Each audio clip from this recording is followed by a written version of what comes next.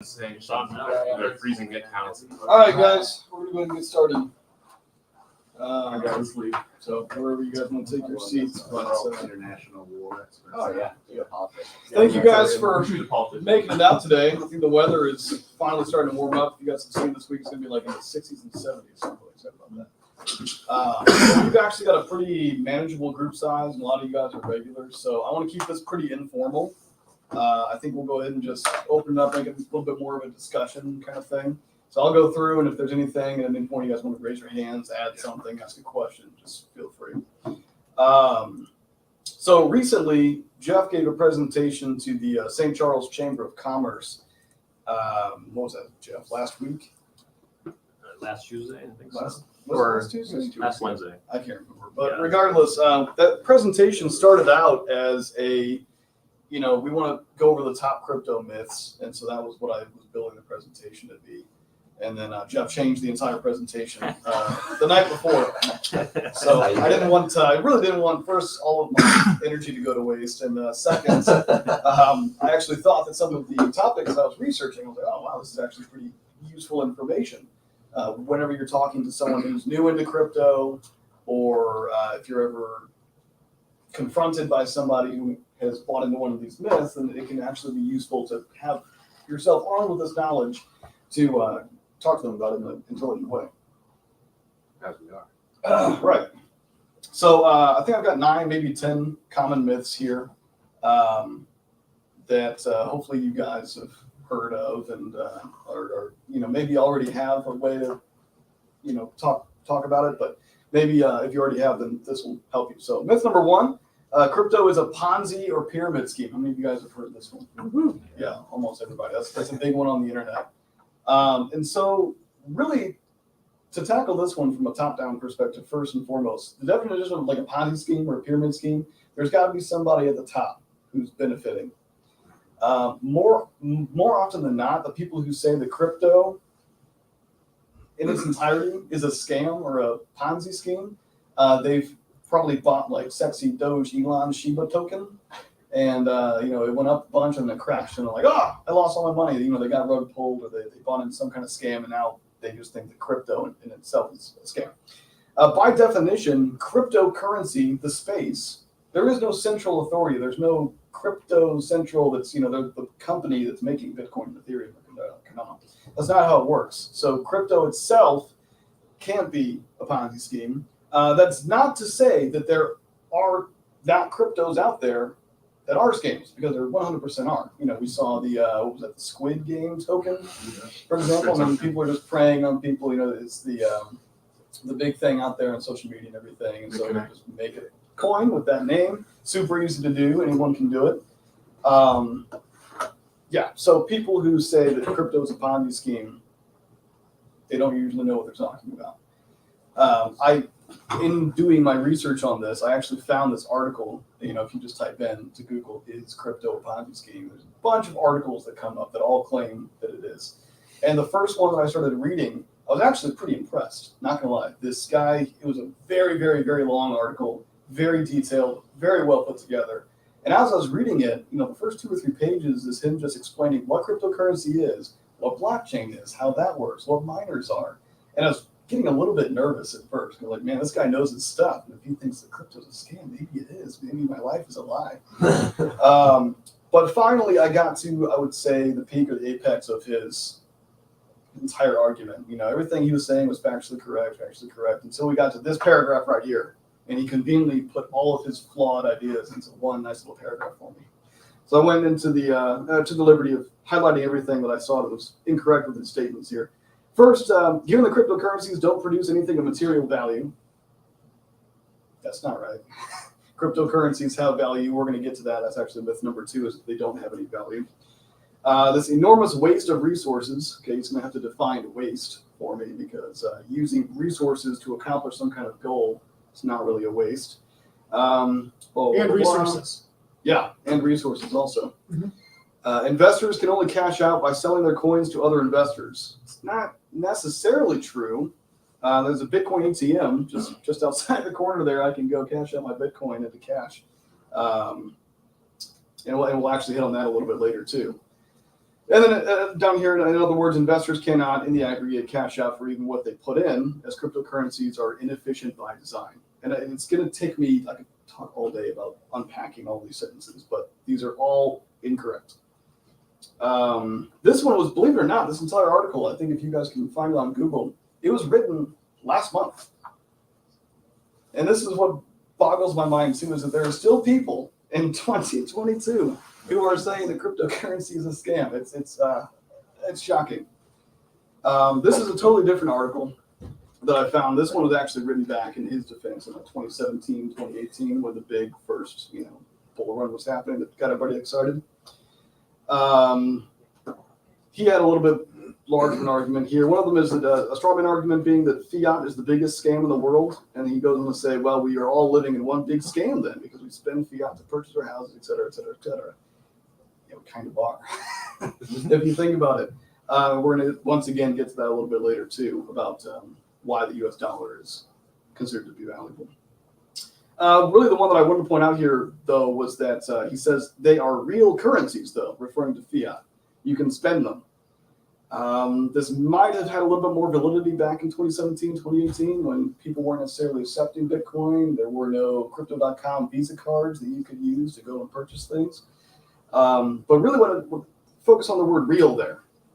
By his definition here, unless he's meaning physical, tangible real, the real that he means is that it's considered real because it's government issued, which I think is a very dangerous way of thinking about things. If all you do is, okay, well, whatever the government gives me is what's real, everything else must be a scam.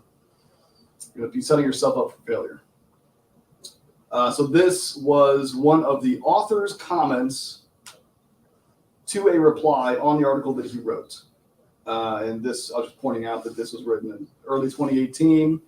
He was claiming that Bitcoin was artificially overinflated when it went up to $20,000 in 2018. And then his final statement there, at the end of the day, the only value is what someone is willing to pay for it.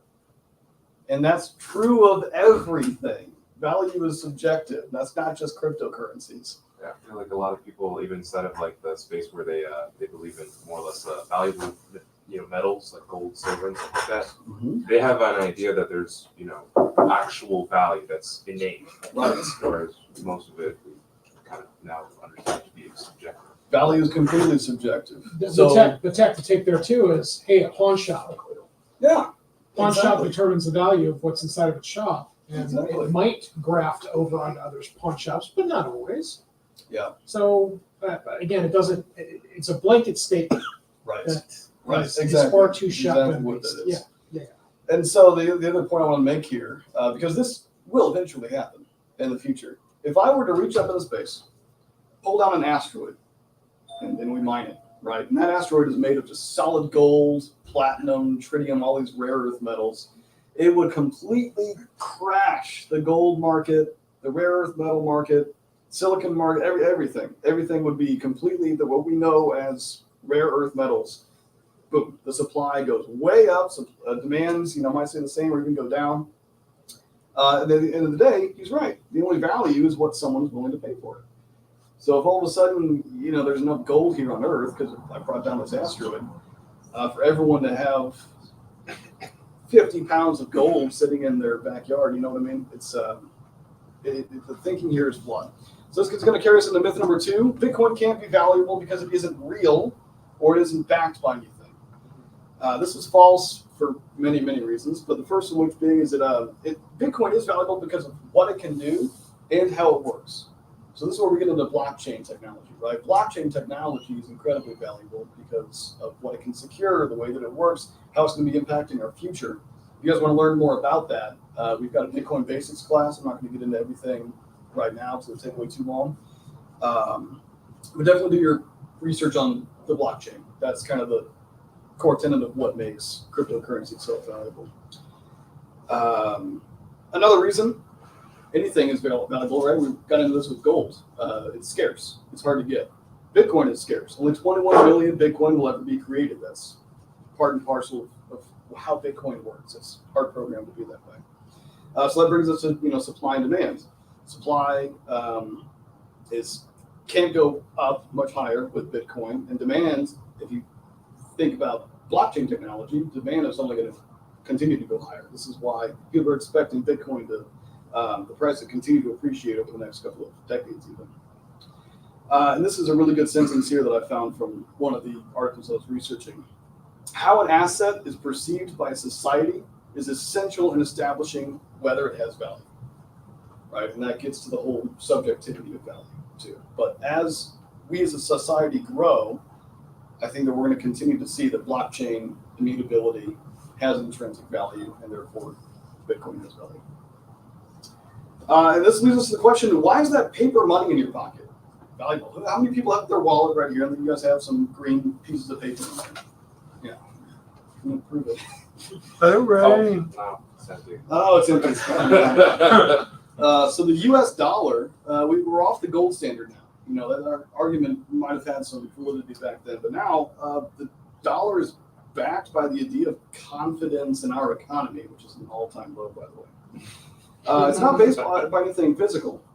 The U.S. dollar has an unlimited supply cap. And this is a little bit more technical here. The U.S. dollar has one node, and 1% of the holders own 30% of the dollars. If anyone were to convince you to try to buy their new token and have these attributes here, you would be screaming scam at the top of your lungs. There's actually more points here too. This is the really scary one. You guys I had to update this since I last made this presentation. 80% of all the U.S. dollars, physical U.S. dollars, that are in existence right now, were printed between January of 2020 and right now. Really try to wrap your head around that. That is crazy, absolutely crazy. So the U.S. dollar supply increases by $38 million every day due to excessive printing. And that's actually not even going to include the fact that, inflation, right? I had to update that number too. I had it at 5%, but now we're up to 6, 7, maybe 8% every year. It's absolutely crazy. So whenever people ask you, Bitcoin can't be valuable, it's not real. It's not backed by anything. Just, remember what the U.S. dollar really is. Something I want to point out that a lot of people aren't aware of is actually in 1933, 1934, FDR signed an executive order that made gold illegal and essentially gave the federal government authority to confiscate your gold. So even if it's backed by something, when we give government power like that, it doesn't even matter. So this is giving power back to the people. Absolutely. Blockchain. Yeah. It's kind of like if you give somebody the right to take your car at any time you want, then it's not really your car. Yeah. Our car contract. So one last little tidbit here I want to say. This is the Consumer Price Index. I don't know if anybody pays much attention to that anymore. Every day. But it's up over 6.8% over the past year, which is the biggest increase in almost 40 years. So this is January 2020. We all know what happened there. But consumer prices are way up. It's really, really crazy. That's not good. That's not what we want to see. Cars are up 40%, real estate 20%.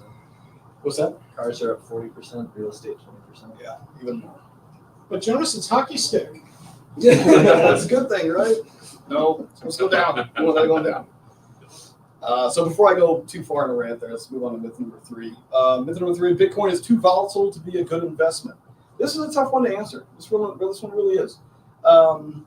Volatility can be thought of the trade-off for all of the other benefits that Bitcoin brings about. I think that's kind of a weak argument. You're saying like, we'll ignore the volatility because look at all this good stuff that it can do.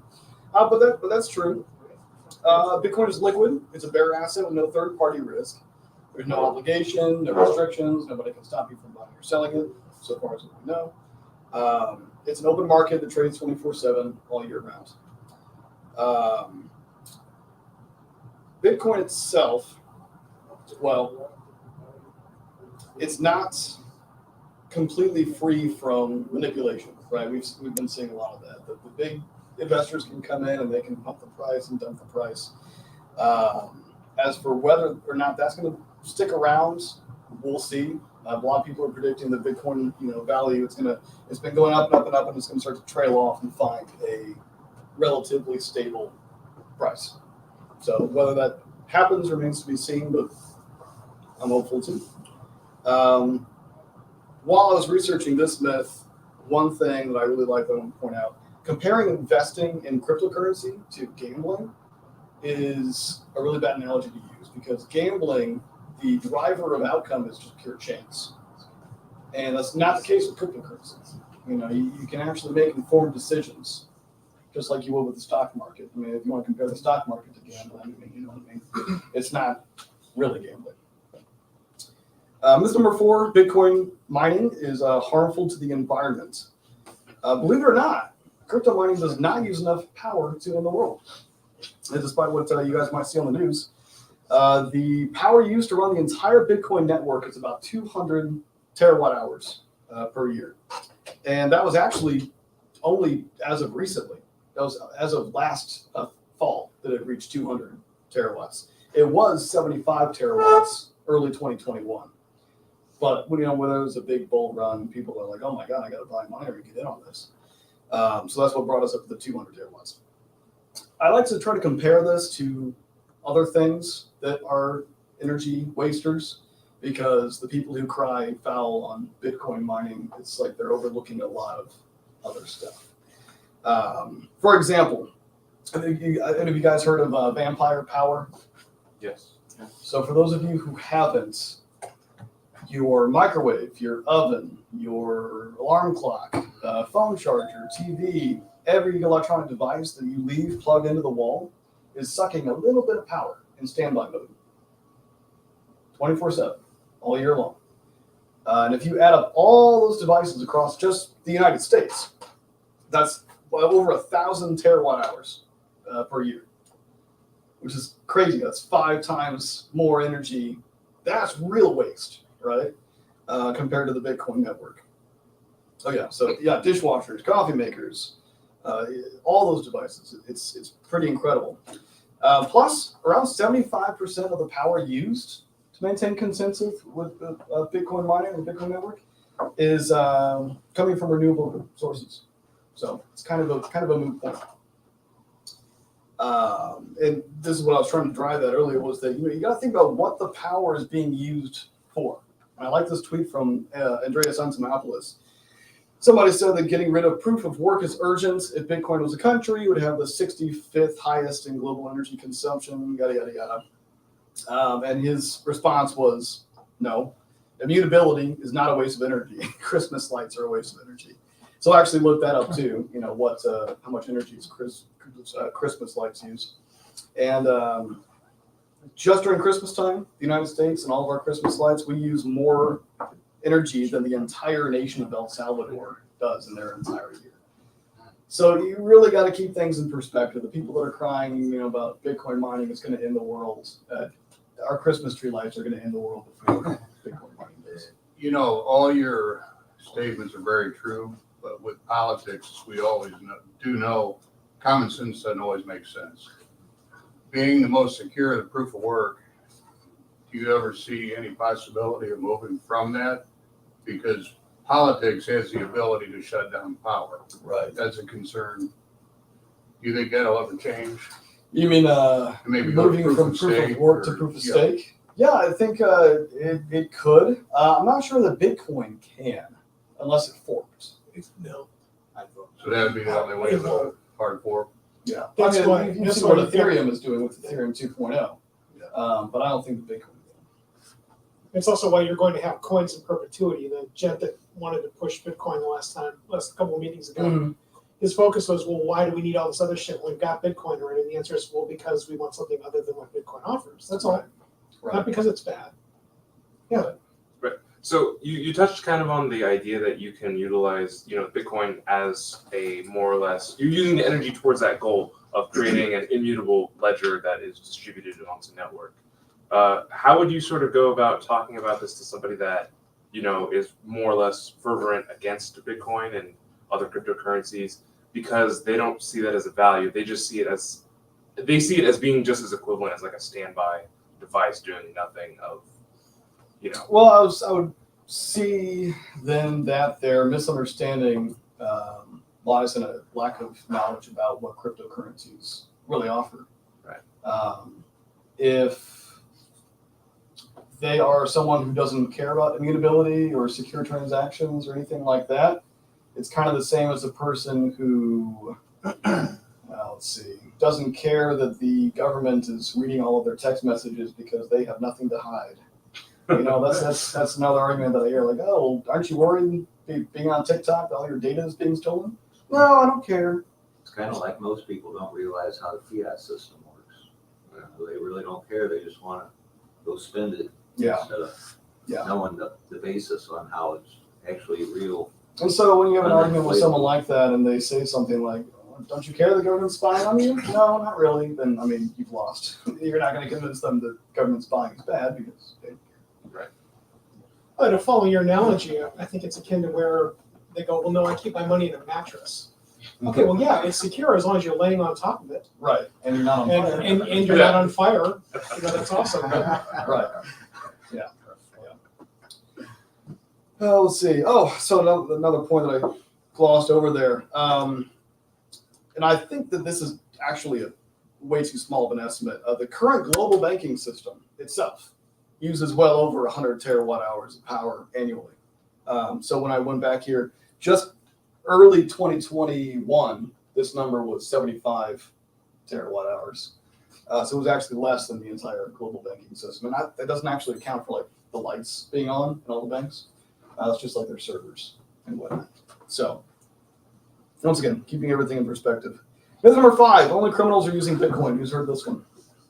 I'm a criminal and I'm using Bitcoin currently. I hear this all the time. I get accused of it constantly. How did you know what I was doing? According to most sources here, by now, less than 1% of Bitcoin transactions are used for illegal activity. And the vast majority of those illegal crimes are scams, right? Like the ones that we were mentioning earlier.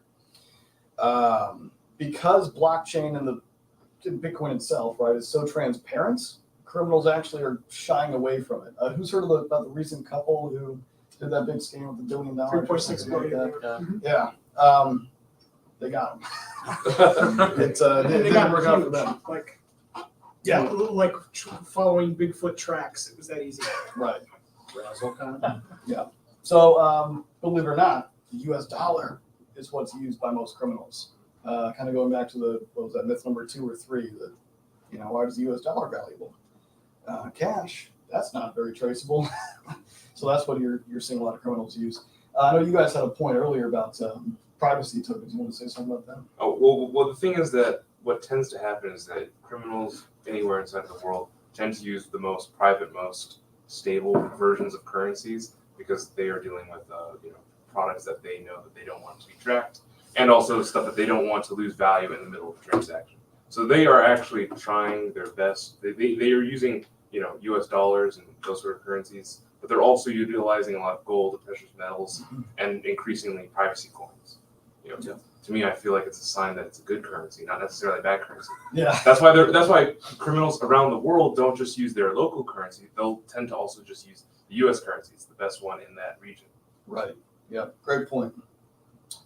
Moving away from Bitcoin blockchain a little bit, I want to talk about a couple of myths about NFTs. NFTs are just pictures. They aren't valuable. NFTs are valuable for many reasons. But really ask yourself the question, why is the Mona Lisa valuable? Why are baseball cards valuable? Once again, it comes down to subjectivity, scarcity. Somebody said that. Beyond just the Mona Lisa or baseball cards, though, NFTs actually have some utility to them as well. An NFT can be a ticket to attend an event. Could be used to yield rewards over time for holding them. So, like, who knows the Bored Ape Yacht Club? That's one of the most popular NFTs out there right now. It's supposed to be a ticket to attend a theoretical future yacht club. I don't know when that's supposed to be, but hopefully I can get my hands on one before that happens. Need a yacht first, probably. Yeah, I think I did. Yachts not provided. It's in the NFT. Did you know? Okay. Bring your own yacht. So owning an NFT, like a rare piece of artwork or a super rare baseball card, can be a flex, right? I wish that Devin was here because I wanted him to kind of touch on this a little bit. He's our NFT guy. He describes his Bored Ape yacht club NFT as flex. It's like driving a Lamborghini. No one needs a Lamborghini. Any car's gonna take you from A to B, but it's about the flex. Like a status symbol. Right. And I thought that I had another slide here, but it looks like oh no, it's myth number 7. Jonas, can we go back to NFTs just Yeah. quick? There's also something about NFTs that I think a lot of people misunderstand, and it's literally, it allows you to become a member of a club that you cannot possibly be otherwise. Right. There are a bunch of different ways to get a Lambo. You can go rent a Lambo, and we can have one for a series of hours and then go broke with the insurance. But eventually it has to go back to the owner. When you have an NFT, it is yours, along with all of the rights and permissions and abilities that the NFT provides to you. So it really does get back down to function. And but joining a function inside of any cryptocurrency is also something that's completely lost in translation.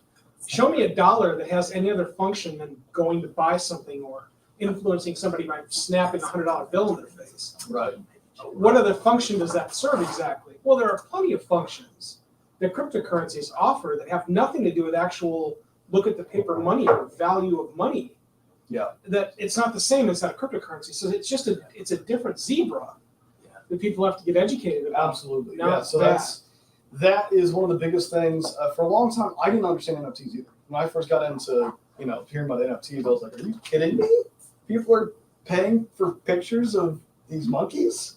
This is crazy. Who would do that?" Until I finally actually started getting educated on it, and I finally kind of reoriented my understanding of what Perception, uniqueness is, what ownership is, what real is, and then once you kind of bridge that gap in your understanding, you'll understand why. Yeah, and I was just gonna say, I know with the NFT with I think what's her name, Whitney Houston that sold that the girls made that sold like almost $1 short of $1 million or something. It was like that you have a song that nobody else has heard, that it was like pure, like you have the exclusive right to music or anything that nobody else can say they heard or has the ability to get to, and that's like That's within that itself membership is like piece. that's Right. like so Right. so That big just within reminded itself. me of the what was it, the Quentin Tarantino NFTs that he released that were the never before seen Clips, scenes yeah. of Pulp Fiction. Pulp Yeah, Fiction. Pulp Fiction, Yeah. So I mean, would I pay a lot of money for that? Probably not. But there's some Perception. Quentin Tarantino fan out there that can pay a lot of money. Okay, so about NFTs, can the buyer, if they decide to sell it, can they fractionalize it and sell it out as pieces, or does it have to be fractionalized by the original? Yeah, usually. Well, because actually what NFTs more or less are, if you ever heard of smart contract, that's what most NFTs actually are. They're just a specific kind of smart contract. So you can have a smart contract where you essentially tokenize that as well. I mean, you do that even ad nauseum, where the tokens also get tokenized. Yeah, I just, you don't really see it very often. We see it, I think, nowadays with some banks or some more investing companies where you can buy like actual like art pieces or baseball cards and they sell fractions of that. You can do the same thing with NFTs. It was just What's the quarterback? He did that with his contract. What's it? I don't know his name. I forget too. You know, everybody. The athletic Yeah, guy. Tom Brady. Yeah. Yeah, he did that with his contract. I thought he broke- retired. Yeah, he broke that into fractionalized pieces and was selling it off. the most expensive Batman comic currently is now owned by 180 people. Yeah. So that's the concept. The difference is that it's not, look at this comic book, it's in a plastic sleeve. It's something digital. But So doesn't that, yes. the more people that own it, doesn't that devalue it? Actually, it typically ends up usually inflating the value. We've seen this actually, like this is like one of the downsides of NFTs. Like in my opinion, I'm gonna say, but I love them. But yeah, exactly. So just like I've ever heard like when the COVID started, the whole lockdowns, a lot of trading cards, like baseball, sports cards, Pokemon cards, got a lot more expensive because people started seeing them as an investment, like investors, banks. They're buying the cards. They don't really are not what you would call long-term holders, but short-term holders. They're only holding up long enough till they can make a profit on it. And we start fractionalizing things like baseball cards. People who want to get into it for investing sake, they'd be investing in it not because they actually care about owning a fraction of it. They want to own it because they were hoping the price would go up. So sometimes fractionalizing things actually causes the price to go up. For example, our So it's a Pokemon- quick Yeah. demand In an artificial type of thing. Yeah. When traditionally they're also invested in things like baseball cards and Yeah. comic books that, looking especially on what is a very short term, say 10 years, they're not going to go down in value. Mhm. That Batman comic will not go down in value over the course of, say, 10 years. And so is it a good investment over 10 years? The answer is absolutely. Babe Ruth baseball card. Is that a good investment over the course of the next 10 years? Of course it is. And so where are you going to put your money? Are you going to throw it into crypto, where they should be probably throwing it? Or are they going to go be a part of 180 people on a Batman comic? I think on the NFTs right here, it's still too early in the beginning for NFTs, and a lot of people don't recognize the future significance that they will have. I think that one of the things you point out right here in your slide, ticket to an event, everybody knows the monopoly that Ticketmaster is, that, you know, bands issuing their own tickets without giving fees, or I hate buying tickets like that. And, you know, I'm buying a $40 ticket and I'm giving $20 to the website that sells it to me. Right. All that money should go to the band for entertainment. I think that's just one use case Oh, that will absolutely. come in the future for NFTs. And I think most of the apes and skeletons or whatever all that stuff is just stupid and it'll probably fall off. Yeah, But I that's think what. that the NFT has actual use case that will be developed sooner than later. Yes, that's what a lot of people are anticipating, is that the Bored Ape Yacht Club and all the JPEGs, the funny characters, you know, that's the hype that's bringing NFTs to the surface right now, but that's all going to go down. Yeah, I mean, we're talking about the deed to your house being an NFT. Exactly. Another use The case. title of your car. Those Graduation things will, certificate. yeah, those things will eventually, you know, shift over to being an NFT. Right. There's the grades in the school. Yeah, Yeah. your report card. Yep. No question.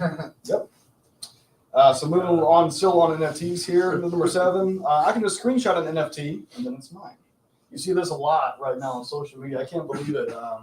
Because NFTs are becoming more popular, there's actually a movement out there right now to try to delegitimize NFTs, because everyone who doesn't understand it thinks that, oh my God, I can just screenshot it and then it's mine. You moron NFT people.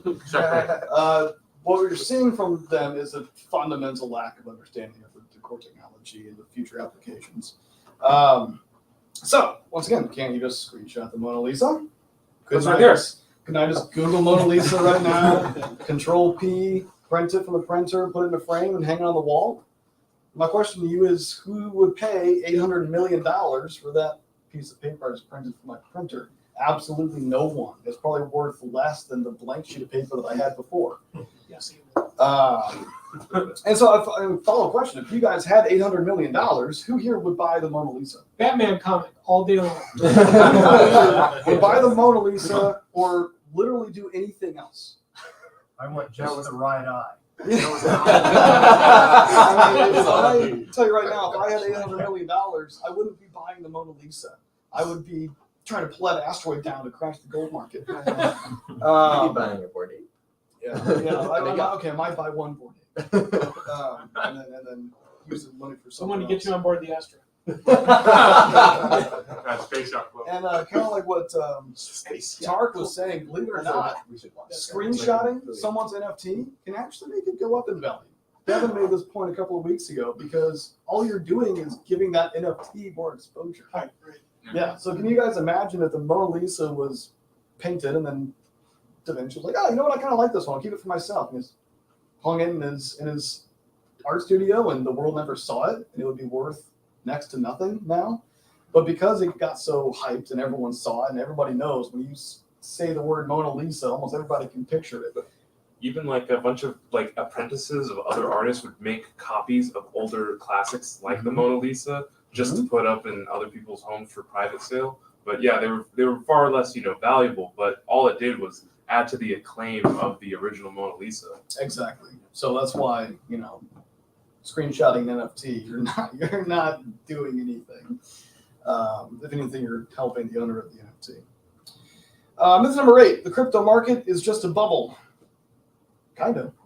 Kind of depends on how you look at it, right? So with over 12,000 cryptocurrencies currently in existence, does anybody here think that all 12,000, if not more, are going to be around in 5+, 10+, 20+ years? You're almost raising your hand. I can hope. I can dream. The answer is probably not. You know, a lot of these tokens that people are using, are creating, they aren't really unique enough. They're not useful enough. Keyword here being utility, right? The tokens that have real utility are the ones that are going to outlast the others. So is the crypto market a bubble? Yeah, kind of. If you think about like total volume of cryptocurrencies. As for the price, no one thinks that the crypto market is a bubble right now. The people who thought that the market was a bubble were the ones in 2018 saying Bitcoin up to $20,000 and thinking, oh, it's gonna explode, it's gonna crash, which I mean, it kind of did, but then it got up to $69,000 again, and we're still pretty early, which is let me get the next thing. Do you have a question? No. Okay. So myth number 9: it's too late to invest in crypto, and again, the answer is kind of. It depends on how you look at it. So gone are the days when you could put $100 or $1,000 into Bitcoin and become a multi-millionaire. Those days are pretty much behind us, but there are lots of other cryptocurrencies that still offer some pretty significant returns. Bitcoin being one of them. It's not going to be a 20,000x from here. Nobody thinks that, but it could still be a 20x. If Bitcoin were to reach $1 million per token here in the next few years, the stock to flow model predicted it to be that price by 2025. We'll see how accurate that's going to continue to be. But that's still a 20x from here. That's pretty incredible. I think it's on the next slide that I get into, the average returns from the stock market. People get really excited about a 5% return after 1 year of holding a stock. And, here we come, the Bitcoin and crypto people, where it's like, oh, I eat 5% after like 30 minutes, no problem. It can dip down 80% and I don't even blink hardly. That would have the world absolutely losing their minds if that happened to the stock market. But The question of savings account and the value that yields you back is another great entry point for this one as well. Yeah. How much do you have a savings account? Oh, yeah. Oh, really? Well, how much do you get back in the savings account? Do you know? No. The average United States savings account is 0.06%. Right. Yeah. And so when you start talking about something like 20x, it's and when you take into account that inflation is 6 to 8%, you're actually losing 6.5 to 7.5% of your value. Still, just keeping it in a savings account. So, what was the myth I was trying to get to? Yeah, it's too late to invest in crypto. Depends on what your financial goals are. If you're trying to put in $100 and become a multi-millionaire, that is harder to do now than it was in the very, very, very beginning. So if that's your goal, then yeah, it kind of is too late. I mean, not to say that there isn't some crypto that's going to be out there. I don't know, SafeMoon or Shiba. I guess there's still the chance if Doge did it right, these other ones can maybe do it. Who knows? Where you put in a small amount of money, become a multimillionaire. But if your goal is to make a decent return and to get in on this technology that's revolutionizing the way that we think about finance, definitely not too late. In fact, we're still probably early in the crypto game. And this is actually the key point to this entire presentation, I think. The fact that crypto and blockchain and all of this is still facing so much skepticism from the world at large is a huge sign that we're actually still very early in this life cycle. There were a lot of people in the very beginning talking about how the internet's never going to be used. It's the stupidest thing ever. It's a scam. Look where we are today. We almost can't live day to day without using the internet. I mean, if the internet switched off, it'd be absolute pandemonium. So just remember that every time you see, someone claiming, crypto's a scam, it's a Ponzi scheme, it's not real, it's never going to work. Take that as a sign that you're still early. As soon as those people finally shut up and buy a little bit of crypto, that's when you know we're on the road to mass adoption.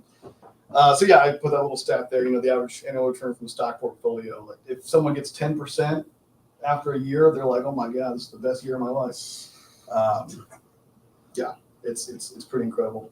Jonas? Yeah. Before you go on, if you were to compare crypto, or more specifically Bitcoin adoption to internet adoption, At what point would you say we are kind of on the Oh, okay. Man, I wish I had that graph up here.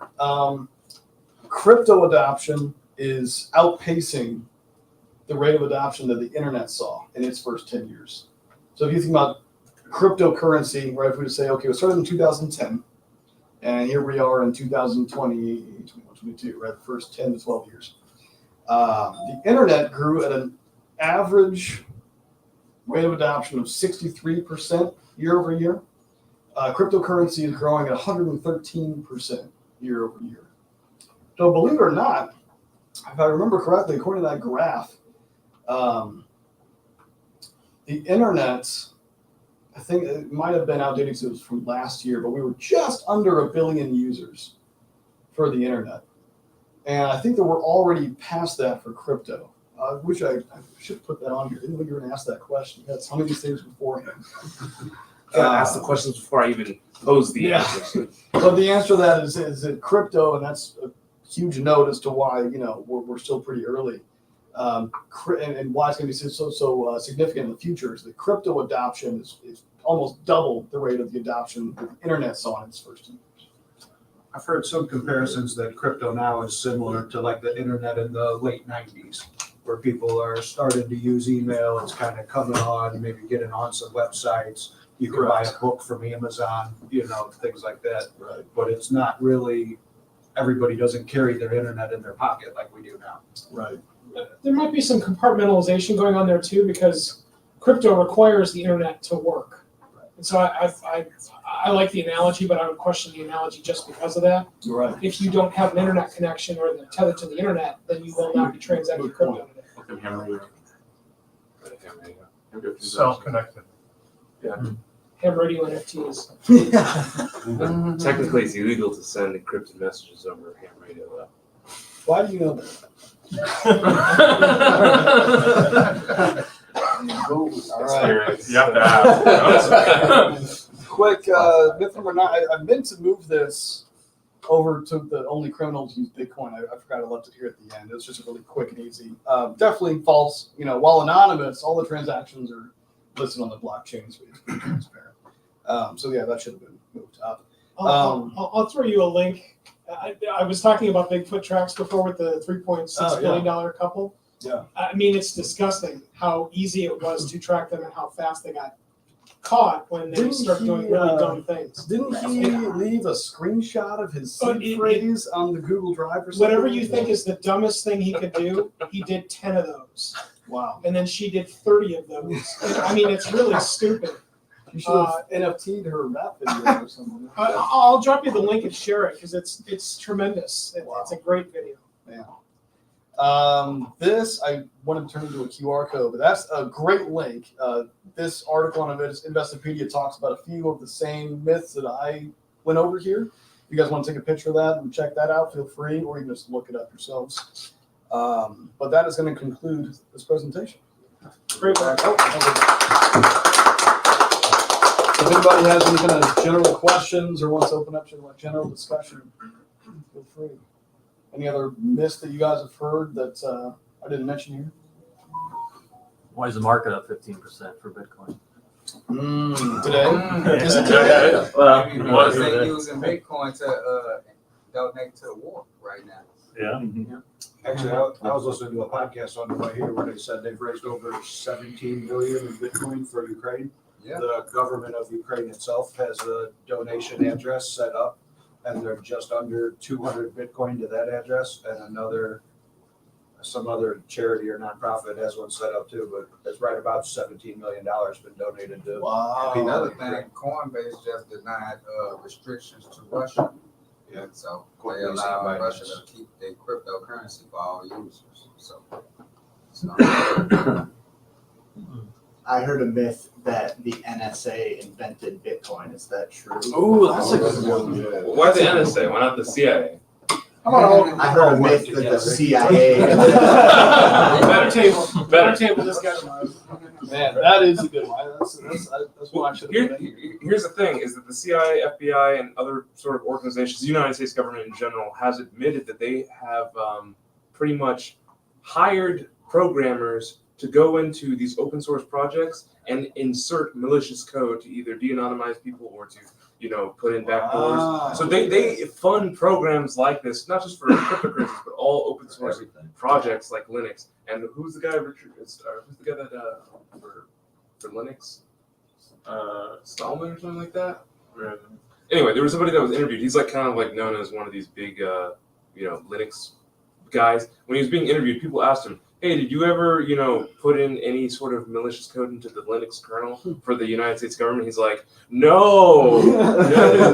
He was like, so much. You guys don't believe I put so much in there. Yeah, so it's kind of understood that they do this sort of thing. Sometimes it will be noticed by other people that are inside of the open source program, like developers, and they'll cut it out, because it's all available for And you to report it to the federal government, right? view. Well, I mean, with like Bitcoin in particular being invented by a government agency, it doesn't really matter too much. Since first of all, the code open source, anyone could see it.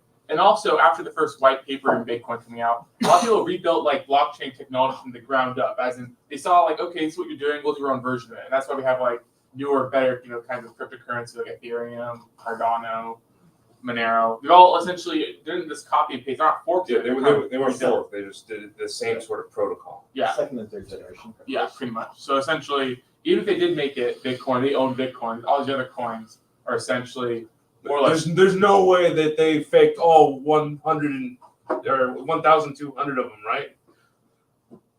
Yeah, that would be like a mass conspiracy. Like they make all music. Yeah, birds aren't real. Hey man, that's legit. Who said that? Cool. Anything else, guys? I didn't really answer that one because I don't know. Maybe I didn't. Slightly off topic, in 2026, it was in one of the new COVID bills, all vehicle manufacturers selling in the United States are required to install a backdoor. So I love how that's in a COVID bill. So yeah, isn't that great? I think that's great. That makes a lot of sense. So federal agencies and local police municipalities can wirelessly hack into your vehicle, lock your doors, activate your brakes, accelerate your vehicle, shut it off. Wow. It's a dangerous precedent. We don't want you guys going anywhere. Yeah, it was under the guise of drunk driving security. Yeah. I mean, people worried if people going backwards on the highway, and so they mandated all vehicles need to have a way for government officials to at least commit a slowdown. I think probably too. COVID is making more people drive drunk. We can trying to connect most egregious violations of our liberties are under the guise of our safety. You're saying it's a big investment to buy retro cars right now, Yeah. Old Mercedes diesel. Can't you order for the Tesla? You get all these Cuban cars and you just are waiting for the day this bill gets passed. I'm gonna be rich, guys. I got these cars. Why not banned? Wow. Great. My paranoia level just. Yeah. All right. Thanks, guys. I appreciate it. You guys can.